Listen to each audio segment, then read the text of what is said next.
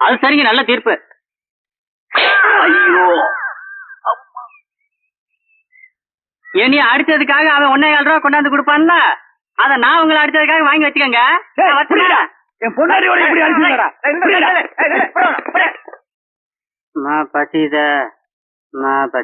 கண்ணே கண்ணே, இந்த ஊர்லயே நான் தான் அயோக்கியன்னு நினைச்சுக்கிட்டு இருந்தேன். என்னையும் மிஞ்சிட்டிய ஏட்டு போட்டு தாக்கிட்டியாம. பின்ன என்னயா 1,500 காசுக்காக ஒரு நாள் முழுக்க என்னை உள்ள உட்கார வச்சுட்டானுங்க. அட லாக்அப்ல இருக்கவனுக்கு கூட காப்பி தண்ணியா கவர்மெண்ட் செலவுல வாங்கி கொடுக்குறானுங்க. என்ன கண்டுக்கவே மாட்டேன்ட்டானுங்க.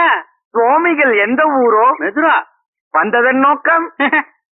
எவனாவது ஏமாந்தவன் வேலை கொடுத்தானா அதுல சேர்ந்து பொழைச்சிக்கலான்னு பார்த்தேன். எவனும் ஏமாறலையே. நான் ஏமாந்துறேன்னு என்கிட்டயே வேலைக்கு சேர்ந்திருக்கான். என்ன தொழில் பண்றீங்க? நான் கார் டயருக்கெல்லாம் பஞ்சர் ஓட்டுறதுங்க.